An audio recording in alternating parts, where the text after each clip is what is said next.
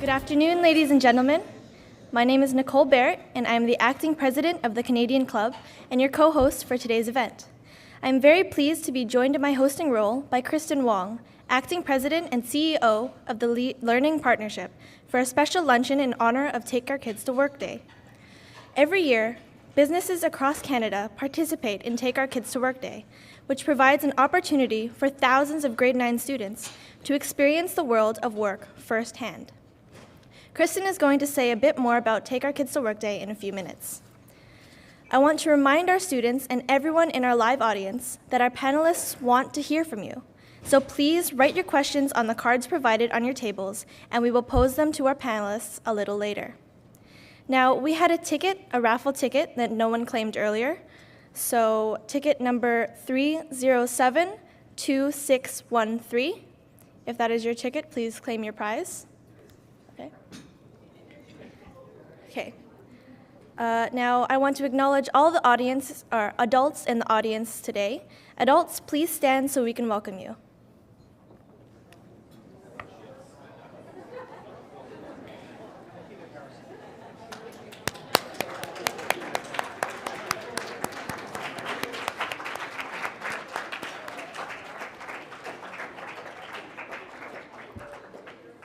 Now, I would also like to recognize our student table sponsors, Artisan Research and Communications Incorporated, Borden Ladner Gervais LLP, Borealis Infrastructure, Chartered Professional Accountants Ontario, Marsh Canada Limited, Royal Bank of Canada, and Torys LLP. Thank you all for your support.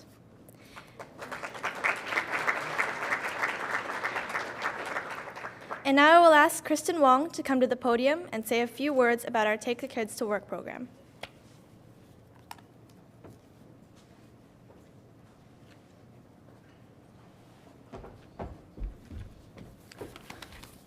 Good afternoon. My name is Kristen Wong, and I am a grade 9 student at Dr. Norman Methuen in Toronto. Today, I am also the president and CEO of the Learning Partnership, or at least I just shadow today. Thank you so much for inviting me here today. I had no idea when I signed up for Take Our Kids to Work Day that my experience would include shadowing Akila Peoples, president and CEO of the Learning Partnership, or to be speaking in front of so many professionals at the Canadian Club. I've had a full day already, and it's only lunchtime.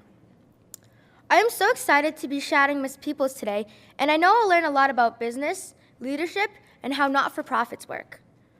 I'm already learning a lot about the Learning Partnership, including the fact that they've been running the annual Take Our Kids to Work for the past 19 years. So the program is older than I am. In case you don't know about the Learning Partnership, it is a national charitable organization dedicated to supporting, promoting, and advancing publicly funded education in Canada. They do this in a lot of ways. 1, they build bridges between business and education to help narrow the gap between the workforce and educational experience so students will be better prepared for the workforce. 2, they help teachers and senior educators strengthen their leadership skills through leadership training courses run in partnership with prestigious business schools such as Rotman.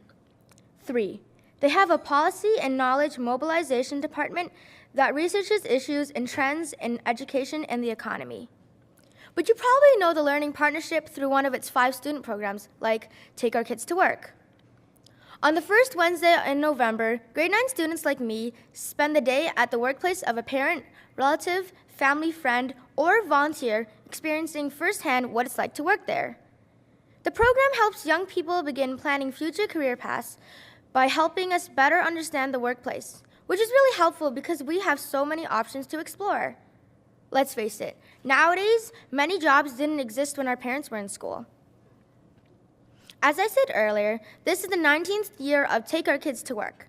Back in 1994, Take Our Kids to Work Day was a one-day career exploration event for grade 9 students in the Greater Toronto Area. Today, it involves more than 250,000 students and 75,000 employers in every province and territory. Take Our Kids to Work Day is more than a fun day away from the classroom. It's an opportunity for us to understand the importance of staying in school by learning firsthand what skills are required in today's workplace, to develop an appreciation for our parents' careers and roles in supporting their families, to start exploring career options in a practical way, and to gain a better understanding of just how many career choices are open to us. Most importantly, Take Our Kid to Work Day should begin an important conversation for students in classrooms, around the kitchen table, at home, and with other adults about their futures. You may be asking what careers I'm considering. Well, my dream job is to be a teacher, but I'm open to suggestions. Especially after today, I may want to work for a nonprofit organization. Thank you again for inviting me here today. This has been an awesome experience and something I'll remember for a long time. And on behalf of the Learning Partnership, thank you for participating in Take Your Kid to Work Day.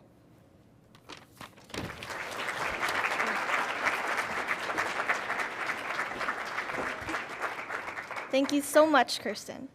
Now let's get started. The floor will be open for all of you in our audience to ask your questions, but first, I'd like to introduce our moderator for today's event. Aquila Peoples, a North American Aboriginal name meaning leader of the park, became the president and CEO of the Learning Partnership on January the 1st, 2013. A dynamic and inspirational speaker, Aquila founded Youth in Motion, where she served as president and CEO for 14 years. She is passionate about public education and regularly featured on television, radio, live webcasts, and newspapers across Canada.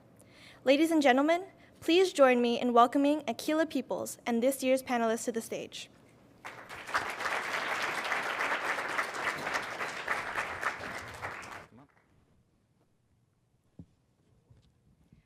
Do we have a microphone on? How's everybody doing today? Everybody would rather be back at school? No. Do you have lunch like this every day at school? No, I don't think so. Anyway, we're absolutely excited to have you here today, and a special thanks for the Canadian Club for once again opening the doors for Take Your Kids to Work Day. This is a very exciting opportunity for us to have you here today. And as I understand it, each year they focus on slightly different careers on stage, so I have the great pleasure of asking some questions of our panelists today, and I'm going to introduce them in just a moment. Just before we go any further, put up your hands, students, if you've learned something new already today. Okay, a couple of hands are up. Some shy hands slowly creeping up. Well, we're going to learn something new right now. Be honest, when you came into this room and sat at the table, were you absolutely sure which side your bread plate was on, left or right? Put up your hand if you were absolutely positive. Adults as well, actually. Okay, good. Well, not too many hands went up in the room. I'm going to teach you a trick that you'll never forget this. If you take your finger and thumb on each hand and put them together like this. This one is a B for bread plate, which is on your left. This one is a D for drink, which is on your right. So when you're sitting at your table, when you do this, under the table, nobody ever even has to see you doing it. You will never again forget that your bread plate is on your left. One other thing that you might like even better is if you like BMWs, you can also do BMW. Bread, meal plate, water glass. So whichever one you like, you'll never again forget where your bread plate is. So there you go. You've learned something new at Take Your Kids to Work Day. The one thing I do want to encourage you through your whole day today, students, is it's really important to ask questions of the adults that you come into contact. And not just today. So not just the adults that you have met at your table or this morning, but after today. Now when you come into contact with friends of your parents or people in your neighborhood, ask them questions about what their job is all about, because that's the only way you're really going to discover which job is for you. And I'll give you a quick example on that. Gordon is a lawyer. How many of you think he spends a lot of time in court? Put up your hand. He's a lawyer. Okay? I would think he spends a lot of time in court. Gordon actually told me he doesn't spend any time in court. He's not the kind of lawyer that goes to court. So it's very important to ask great questions of people in the workforce. And if you can figure out what kind of job you want to have, that's how you're going to be successful in life. Because if you can wake up every day and go to work and enjoy what you're doing, not only are you going to be happy, but you're probably going to be quite successful. So I encourage you very much to ask lots of questions. So I'm really pleased today to have with me on stage, we have Paul, Elizabeth, and Roy, and they all work in emergency services. And again, these might not be careers that specifically are careers that you're thinking of, but you will learn something by asking questions of people. So I think we have cards in the audience. If anybody wants to ask questions, you're welcome to. But don't worry, I have lots of my own up here to get us started. So what I first want to ask each of you, and we'll start with you, Roy, is when you were in high school, if you can remember then, what do you think? It's a long time for all of us. High school feels like a lifetime ago. Can you remember what you thought you might want it to do in your career when you grow up, so to speak? Well, with my chisel and tablet, I made notes. I wanted to get involved in economics and law. And I remember when I was 16, I took a trip to Ottawa, and I told Pierre Trudeau that I was going to move into his house when I became Prime Minister. My goodness. Great. So you changed courses. So we'll come back a little bit later and find out how that happened. Elizabeth, what about you when you were in high school? I don't remember having a specific idea of what I wanted to do when I was in high school. In hindsight, when I look back, I come from a family of police officers, and that was probably something that was always in my mind, that one day that would be a job that I would like to do, because I had a really full awareness of what the job was. And the thing that really appealed to me was that it was non-traditional in that it didn't work Monday to Friday. You could work in one job and do all different things. So that was probably in my mind even then. And we're going to come back to that, the fact it wasn't Monday to Friday. That's something we'll touch on in a few minutes. Paul, what about you when you were in high school? What did you think you wanted to do for your career? Probably like a lot of people in grade 9, I didn't have any really idea. My father was in the service industry, he worked for the government, and I thought maybe I'd be like Roy, a politician, because I wanted to get involved in the community at some capacity, but I wasn't sure at that point. Okay.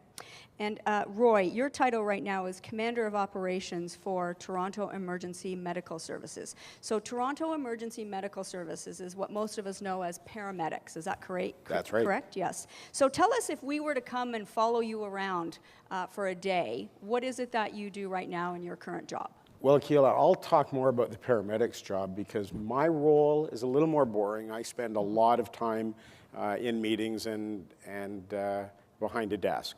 But paramedics, there is no such thing as a typical day. They start their morning and they never know when the alarm is going to go off, and they never know what type of call they're going to face. And they may go out and work solid for 12 hours and barely get a break, but they're helping people and they're doing a lot of varied and different things. Maybe they're bringing a brand new baby into the world, or maybe on the other end, they're working on somebody that's had a cardiac arrest and is leaving this world. And you started out in that role when you Yes, first I did. started your career. And what did you like about that job? You never knew what was next. When I started my shift at 7 o'clock in the morning, I had no idea what I would be doing, where I would be going, or who I would be meeting. And I've met some really neat people, and I've seen the best of the world, and unfortunately, sometimes we see the worst of the world too. Mm-hmm. Great. Well, we'll come back a little bit later to you. But Elizabeth, you are the acting staff superintendent, Central Field Command for the Toronto Police Service. Mm-hmm. If I was to follow you around during the day, what do you do currently now in your job? And then maybe we can talk about what it's like to be a police officer in the field.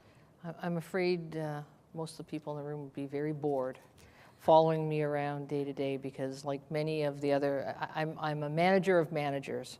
So my day is primarily email, budgets, meetings, dealing with issues and making sure that the unit commanders in the divisions in the city that I supervise have all the things that they need, so that their officers have all the things that they need to go out and do their jobs. Okay. And a police officer in the field, you started in that role, is That's that right. correct? Yeah, police officers, no matter what rank they are, if they're a sworn police officer, we all start at the same spot. We're all frontline, what you would call primary response officers, the officer that you would get responding to your house when you call 911, the officer that you see stopping cars and issuing traffic tickets and such, just driving around in the cars, some officers riding bicycles, all the way up to the officers that are in specialized functions, investigators, we have officers that ride bicycles, motorcycles, horses, drive boats, do serious investigations. It runs the gamut. And what was it that attracted you into that role initially in terms of a career destination? I was very comfortable with the variety of different things that you could do, very aware of the variety of different things that you could do working for one employer but doing 100 different jobs. That opportunity is open to us.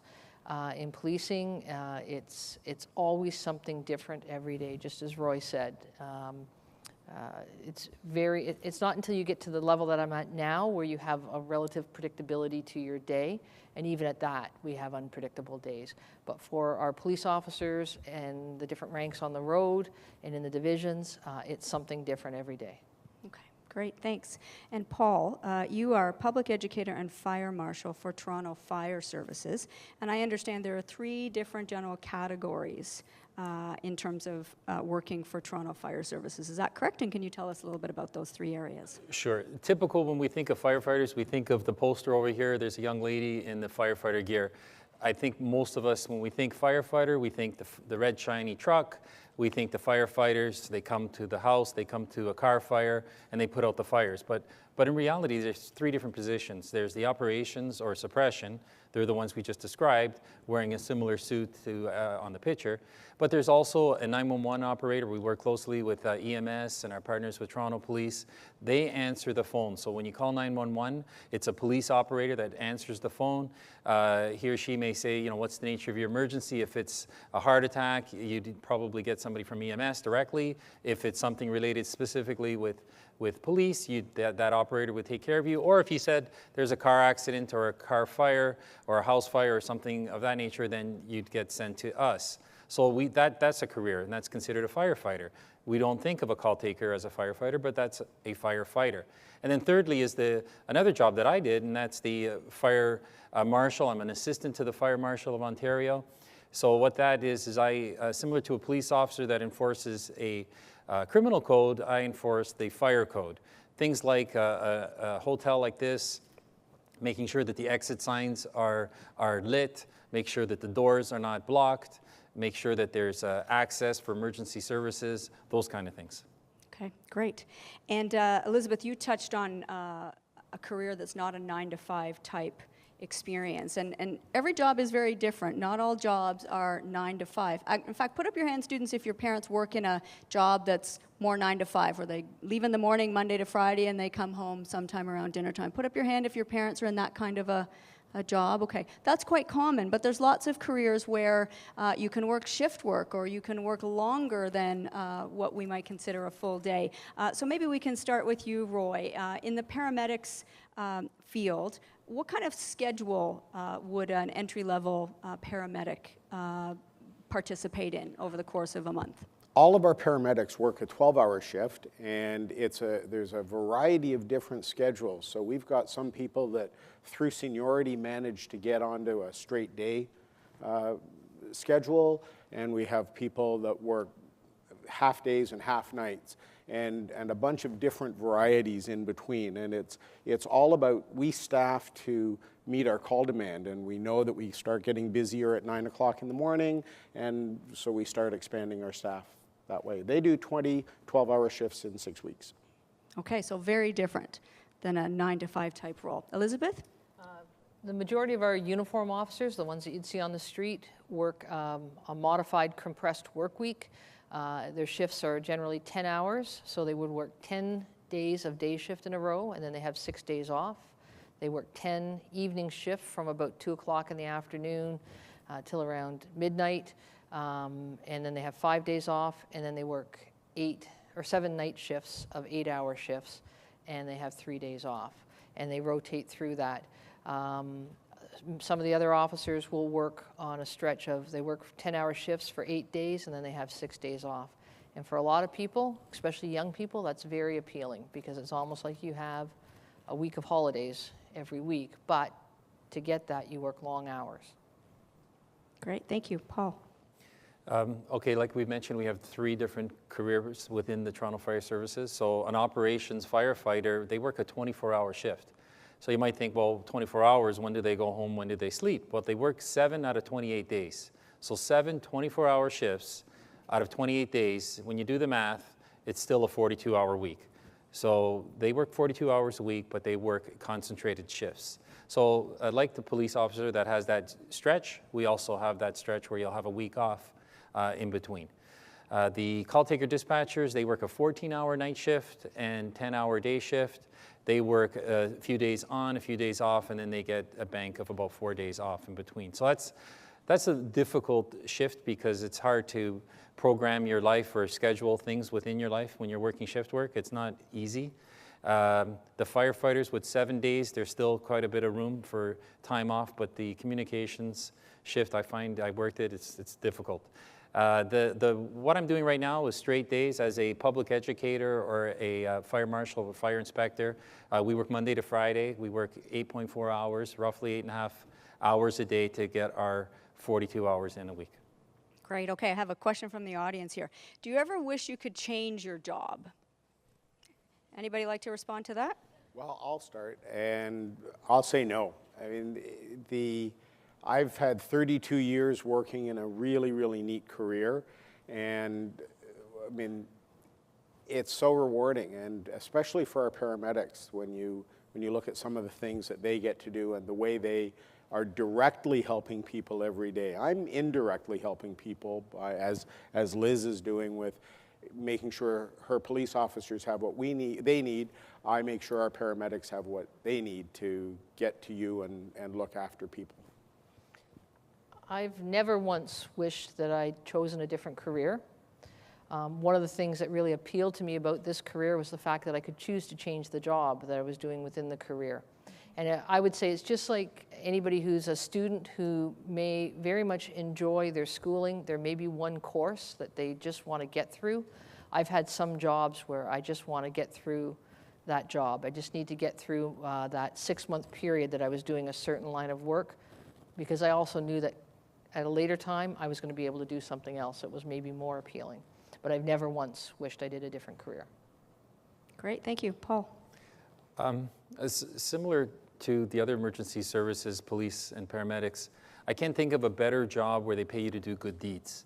Each day, firefighters, all of us, we go out there, we do good deeds that we would normally do as citizens in the community, but we're getting an opportunity to earn a living and do something that we're very passionate about.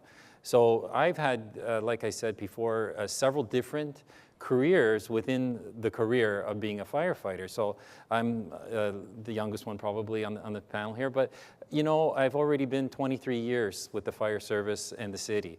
So within that, I've had so many different careers, which keeps me kind of fresh and it keeps the job exciting for me. And I'm inspired when we talked earlier with Liz and Roy that they've had so many different opportunities and still wanting and choosing to go to work each day. And I think if I could be at 32 years and still wanting to come into work every day and have that passion that Roy has every day, I think that's great. And I'm looking forward to the next 10 years or so, for sure.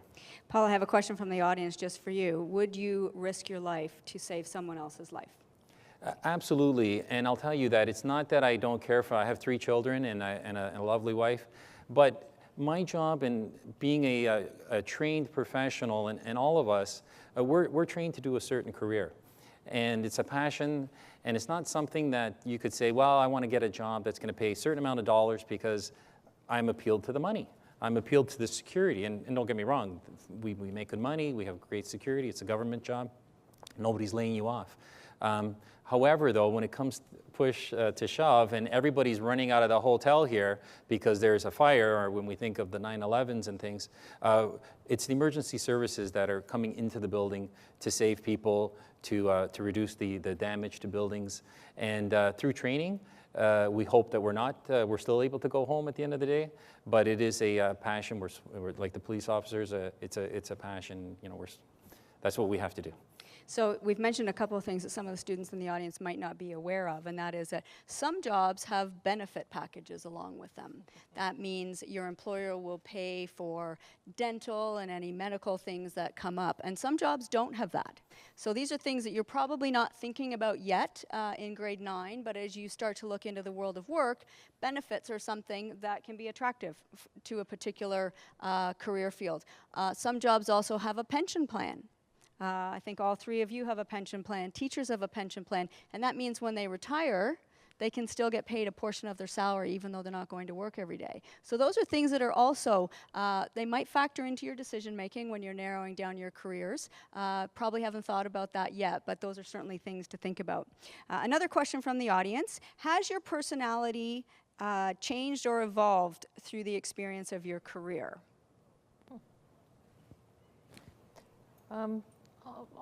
I'll start with that one.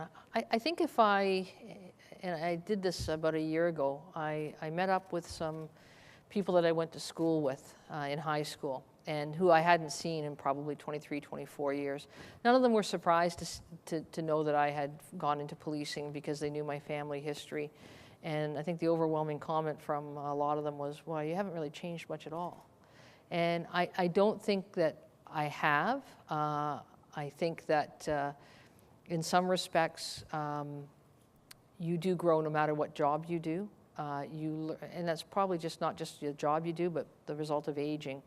But in general, I certainly, some people would think that sometimes you do a job and you may become more cynical or more critical of things. I've never experienced that, and I don't think that has been the case, certainly with what I've experienced. If I could just jump in on that as well, I think every one of us, I look at who I was when I was 15, and I look at who I am now. And there were a lot of things that I've seen and been involved in through my career that have helped shape me to be who I am today. But who I am today is the sum total not just of my career experiences, but my general life experiences. And every single one of those things has helped to build who you see sitting here today. And I think the same will be true for all of you. It'll be work experience as well as life experience that will help you become the wonderful person that is in your future. Paul? When you think of a career path and you think of all the different things that you can be, and myself in the firefighting, I've seen so many things and so many tragedies, some horrible things. And you see, and I've talked to people and they've made decisions in their lives like you're gonna choose soon a career path. And I talk to people, though, not in careers, but let's say their smoke alarms and not having a fire escape plan and not charging their fire extinguishers and failing to maintain their buildings and a property owner that somebody passes away in an apartment building. And these are life choices, and people make mistakes.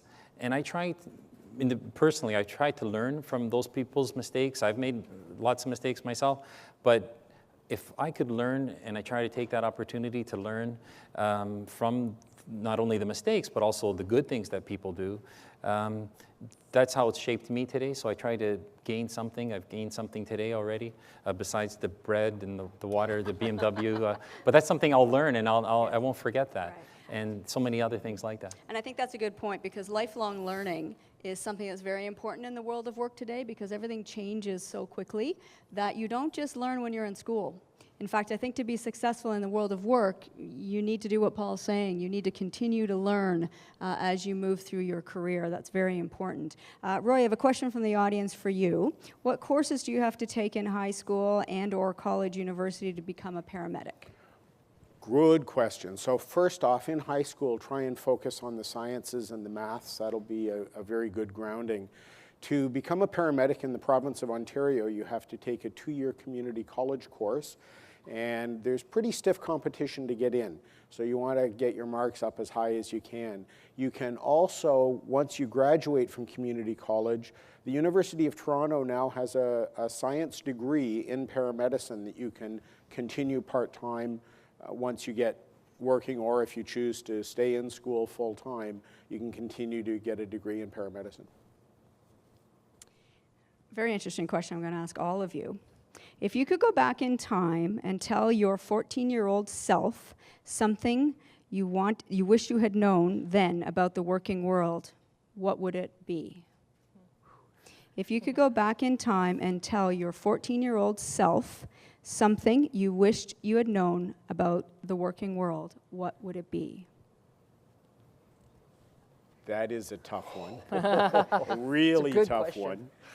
one.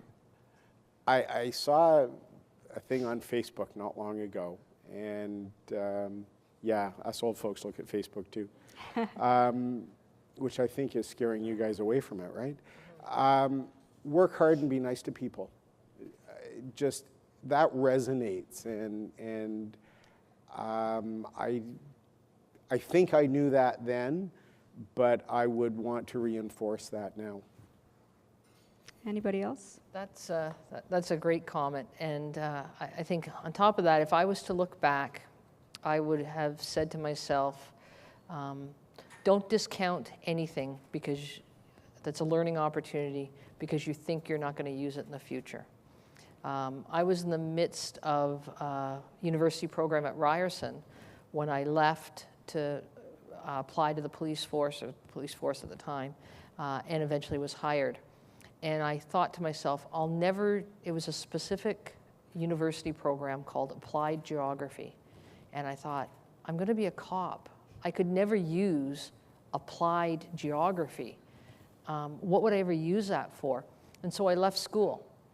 And as it turned out, because of a hiring freeze, I didn't get hired. I could have finished my degree at that time, but I chose not to because I thought, I'll never be able to use this in policing. I now know that no matter what it is you learn, you're going to use it somehow. It would have been very applicable many times in my career, and I've since gone back and completed my degree, but that's what I would have said. Great, thanks. Paul?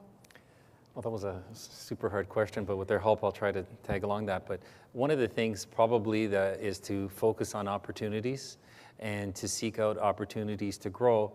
And if you could have your eyes, I guess, on the bigger picture or focus on your goal. So if your goal is to become someone in the emergency services, then because we have so many similar skills, and especially with the paramedics, because we run so many calls with the paramedics, we need to have basic first aid, healthcare provider.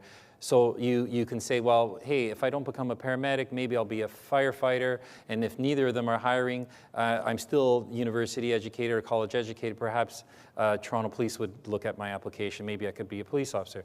So the idea is if you're focused on a goal and at least the kind of area, if you're service oriented or you want to have your own business, maybe your parents have businesses, you want to be an entrepreneur, just focus on something and the opportunities will sometimes make for themselves. Something's just popped into my head too, and it's true for me, and forgive me if I'm going to mess up a future question, but follow your dream and follow your passion, and don't necessarily get stuck on a rigid plan. Be able to adapt and move. I mentioned that I was interested in politics, but what happened at the same time, in grade 8, the fella whose locker was next to mine was in St. John Ambulance Cadets, and he talked me into joining. And I was rewarded by my volunteer work in St. John Ambulance, and took a couple years off after high school and completely did a 180 and landed in this wonderful career that I'm in now. And also don't ever discount the value of any volunteer experience and what you learn there. I'd like to add just one thing to that. I never realized when I was in high school how small the world is. And it's very important that when Roy said be nice to everybody, you never know when you're going to cross paths with somebody again, and they might very well be across the table interviewing you for a job. So it's very important that you don't burn bridges in your life as you move forward, that you build relationships with people, positive relationships as much as you can. And that doesn't mean that everybody needs to be your best friend, but you need to focus on relationships. I've certainly seen a lot of careers screech to a halt because they've burnt too many bridges and haven't been smart when it comes to building relationships. So, very important question. I'd like to know a little bit about the skills that you use today that help you be successful in the world of work that students might be now developing in school. One of the best ones, learn how to listen. Really, really, really important.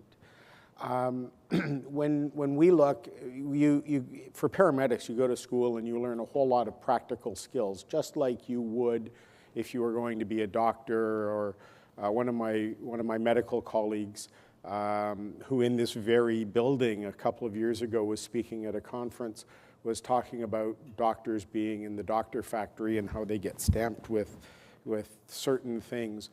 Everything you learn, the practical skills you'll learn in school, and that's the easy part. The important part is really the listening and paying attention and focusing in on everything around you and being adaptable. Anybody else? I don't know if common sense is a skill. I know it's an attribute to have, and it certainly is one that it doesn't matter what you do, where you go, but being in tune with what's going on around you and trusting your instincts and relying on instinctive and common sense.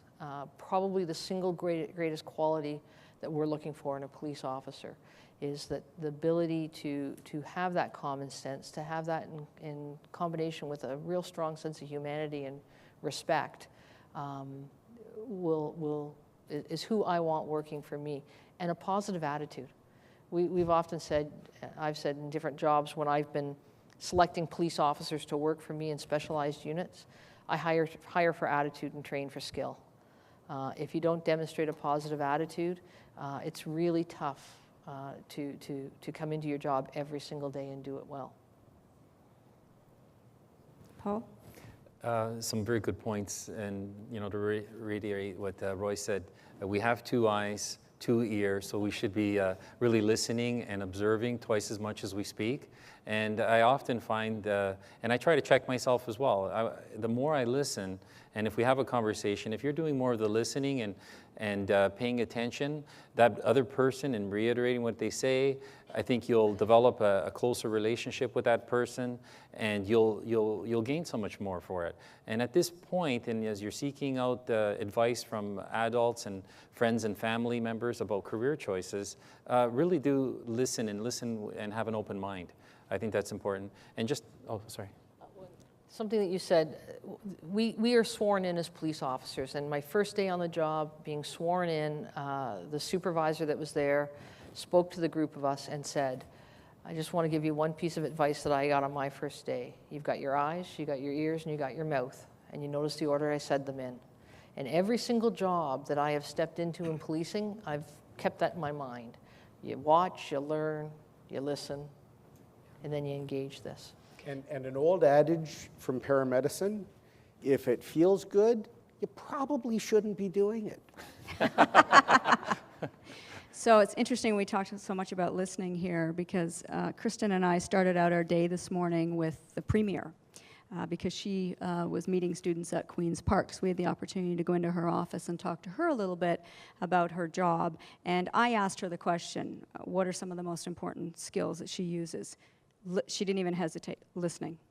She said listening is one of the most important skills that you can employ in any job, but particularly in politics. Not everybody does that, of course, but nevertheless. I also wanted to pick up on the positive attitude comment, Elizabeth. Every single day I'm interacting with leaders in business, sometimes the CEOs of banks, on a one-on-one basis, and I have lots of opportunity to talk to them about what they value in young employees. And I wish I had $1 for every time positive attitude was mentioned.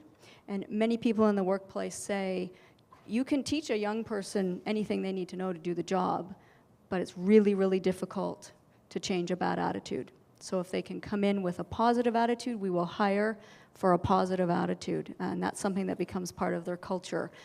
So very, very important to have a positive outlook and be a positive force in your classroom, in your school, in your community. That seems to be very, very highly valued and very important in the world of work. Let's talk about a couple of other skills. What about teamwork? Is teamwork something that you use on a daily or weekly basis in your roles? Am I getting 3 nods? You're getting 3 nods, and it's interesting that you would see the 3 of us up here together on a team, because even though we work in 3 independent services, we do teamwork all the time. Yeah. Liz talked about the bikes. Well, I have paramedics riding bicycles alongside her police constables riding bicycles. She talked about the boats. I have paramedics that are assigned to work on a police boat. She talked about, you didn't talk about tactical, but we've got paramedics that are trained up and work with the tactical police, the public safety unit, all sorts of things. We work with fire very closely on what's called CBRNE, chemical, nuclear, biological, and explosive issues. We work together as a partnership.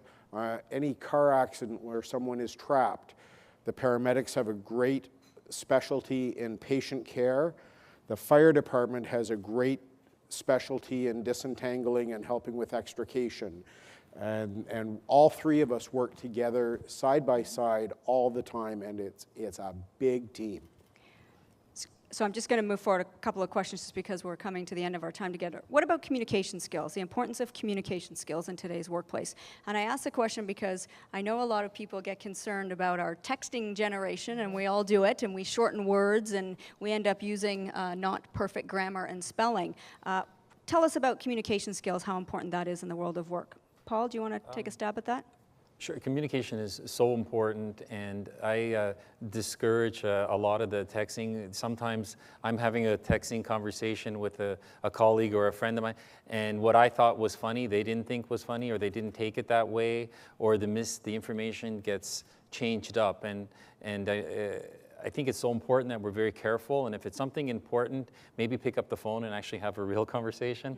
But besides that part of it, communication is important because if a caller calls 911 and we're sending out the fire trucks, the police are going, the paramedics are going, everybody's going, but one bit of information was was withheld, or it was changed for a different purpose, that could throw off everything. If the information didn't get from the person that was on the scene to the 911 operator and then sent back to the field or operations people, the firefighters could be going to a call which could have, let's say, explosives or cylinders, things that are going on.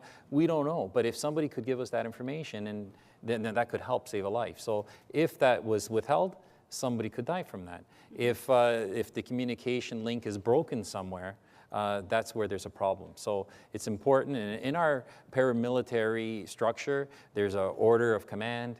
There's so many different ways that communication plays an important role. Okay, so last thing, and I'd like you to answer it in a couple of words or maximum one sentence. Your best advice for somebody in grade 9 thinking about their future. Follow your dreams. Perfect. Yeah. Keep your eyes open to all the opportunities that are out there. Have a passion for what you want to do for a living.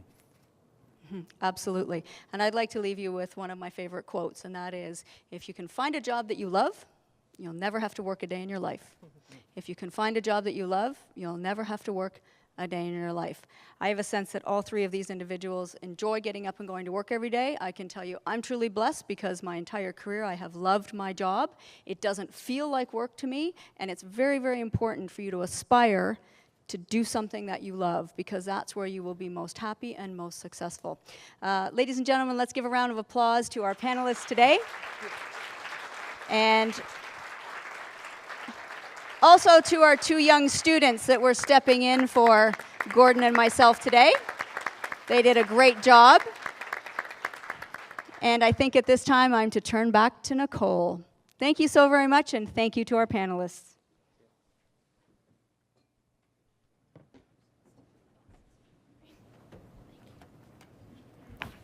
Thank you so much to Akila, and thank you to our panelists for giving us some insights into your aspirations and exciting careers. I can tell by the buzz in the room that our guests really enjoyed what you had to say, and I have to say that I definitely did as well. Our panelists have also demonstrated that it takes motivation and hard work to achieve this goal. I'd like to thank each of them: Fire Marshal Paul Fortuna, Acting Staff Superintendent Elizabeth Burns, and Commander Roy Southerns, for inspiring us to all make good life and career choices. Let's give our career panel a big round of applause.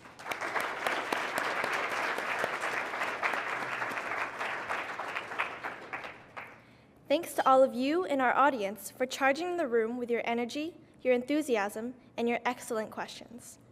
To the Learning Partnership, creators of Take Our Kids to Work, A big thank you for working with the Canadian Club for Take Our Kids to Lunch today.